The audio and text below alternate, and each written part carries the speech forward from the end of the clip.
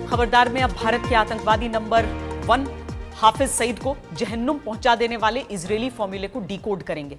यह ऐसा फॉर्मूला है जिसे इजरायल ने अपने आतंकवादी नंबर 1 को मारने के लिए सफलतापूर्वक आजमाया है।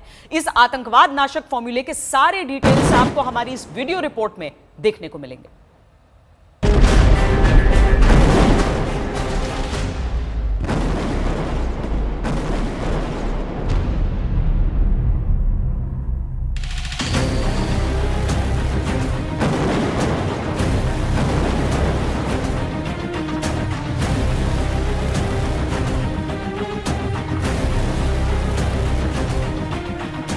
गाजा पट्टी में ये इजरायली सेना की एयर स्ट्राइक का वीडियो है, जिसमें उसने मंगलवार की रात मिसाइल अटैक में अपने दुश्मन और मोस्ट वांटेड आतंकी बाहा अबू अल अता का काम तमाम कर दिया।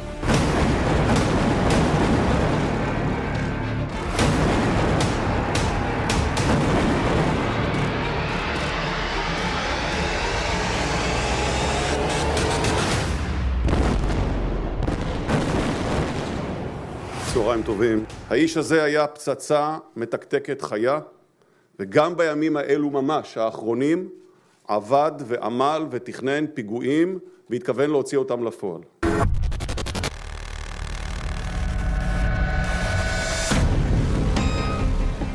आधी रात के वक्त इजराइल ने जो मिसाइल अटैक किया वो कितना सटीक और ताकतवर था, दिन के उजाले की ये तस्वीरें इसकी तस्दीक करती हैं। 4 मंजिल इमारत खंडर में तब्दील हो चुकी है और इस इमारत में छिपा बैठा आतंकवादी अपनी पत्नी के साथ मारा जा चुका है। الساعة 4 الصباح طلع أول صوت صاروخ، ثاني صوت، ثالث صوت، تقريبا ثلاث ضربات قفا بعض يعني. طبعا هزينا وبلور تكسر، الابواب اتفتحت. أنا اللي شفتهم قتيلين، شفتهم بعيني قتيلين 3 يعني رايحين، وحالة قامت الدنيا وقاعدة. أضرار المادية بكل الحارة، بكل السيارات، البيوت، 10 بنايات لهون و10 بنايات لهون. इजराइल की सेना ने गाजा में कई टेरर ट्रेनिंग कैंपों को भी निशाना बनाया। इजराइल की बमबारी के बाद ऐसी कई फैक्ट्रियों से आग की लपटें उठती दिखाई दी, जहां आतंकियों के लिए हथियार बनाए जाने का दावा इजराइल की तरफ से किया गया है।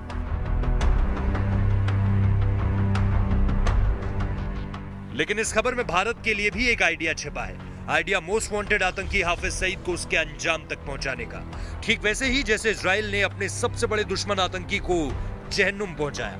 ये बगावत नहीं है, ये आजादी की तहरीक है।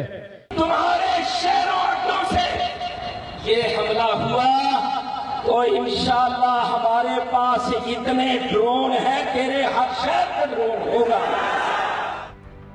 मारा गया आतंकी अबू अल अता फिलिस्तीनी इस्लामिक जिहाद का सरगना था, ठीक वैसे ही जैसे हाफिज सईद लश्कर का सरगना है। फिलिस्तीनी इस्लामिक जिहाद ईरान समर्थित आतंकी संगठन है, ठीक वैसे ही जैसे लश्कर और जमात उद दावा पाकिस्तान समर्थित आतंकी संगठन है। इस्लामिक जिहाद और उसका सरगना अबू अल अता इजराइल में कई बड़ी आतंकी वारदातों में शामिल रहा है, ठीक वैसे ही जैसे हाफिज सईद भारत में आतंकी वारदातों का मास्टरमाइंड रहा है। यानी इजराइल के लिए बाहा अबू अल अता उतना ही बड़ा आतंकी था जितना भारत का सबसे बड़ा दुश्मन आतंकी हाफिज सईद है।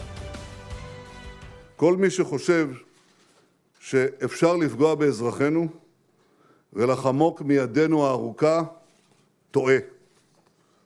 הוכחנו שאנחנו יכולים לפגוע בדיוק כירורגי בכל מקום שבו יסתתרו המחבלים. מי שיפגע בנו, אנחנו נפגע בו. इजराइल का दुश्मन अबू अल अता मारा गया तो उसके जनाजे में आतंकियों की फौज सड़कों पर उतर आई, ठीक वैसे ही जैसे हाफिज सईद की आतंकी रैलियों में आतंकी उतर आते हैं। इसके बाद आतंकी संगठन फिलिस्तीनी इस्लामिक जिहाद ने अपने लीडर की मौत का बदला लेने के लिए इजराइल पर मिसाइलों की बौछार करनी शुरू कर दी।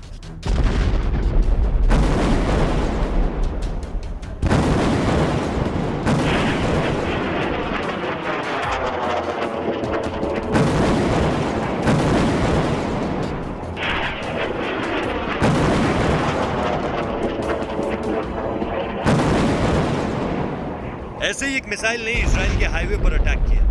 मंगलवार रात इजराइल की एयर स्ट्राइक के बाद अब तक गाजा से कम 200 रॉकेट दागे जा चुके हैं।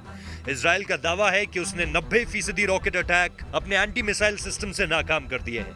लेकिन अपने दुश्मन आतंकवादी पर एयर स्ट्राइक करके आतंकवादियों को इजराइल ने जो मैसेज दिया है वो क्लियर है। भारत चाहे तो इसी इजरायली फॉर्मूले को पाकिस्तान में बैठे हाफिज सईद के खिलाफ भी आजमा सकता है, और ऐसा करने में भारतीय सेना कितनी सक्षम है ये पीओके के अंदर सर्जिकल स्ट्राइक और बालाकोट में आतंकी अड्डों पर एयर स्ट्राइक के रूप में दुनिया ने देखा है। आज तक ब्यूरो। अगर इजराइल अपनी जमीन से दुश्मन के इलाके में छिपकर बैठे आतंकवादी को मौत के घाट उतार सकता है तो हिंदुस्तान भी ऐसा कर सकता है, और ऐसा हर देश को करना भी चाहिए, क्योंकि आतंकवाद किसी एक देश की समस्या नहीं है। आतंकवादी किसी देश, किसी इंसान, किसी धर्म के दुश्मन नहीं होते। आतंकवादी पूरी इंसानियत के दुश्मन है। इसीलिए आतंकवाद के खिलाफ जंग में पूरी दुनिया को जीरो टॉलरेंस की नीति अपनानी होगी। आतंकवाद का सफाया जहां कहीं भी हो, पूरी दुनिया को उसका समर्थन करना चाहिए।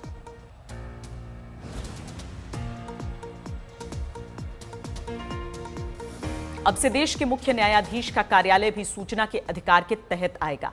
यह फैसला खुद सुप्रीम कोर्ट ने सुनाया है और 2010 में दायर की गई उस याचिका के तहत सुनाया है जिसमें दिल्ली हाई कोर्ट के उस फैसले को चुनौती दी गई थी जिसमें कहा गया था कि मुख्य न्यायाधीश का कार्यालय आरटीआई के दायरे में आता है। सुप्रीम कोर्ट के 5 जजों की संवैधानिक पीठ ने दिल्ली हाई कोर्ट के फैसले को सही ठहराते हुए कहा है कि मुख्य न्यायाधीश एक ऐसा पद है जो पब्लिक अथॉरिटी के अंदर आता है।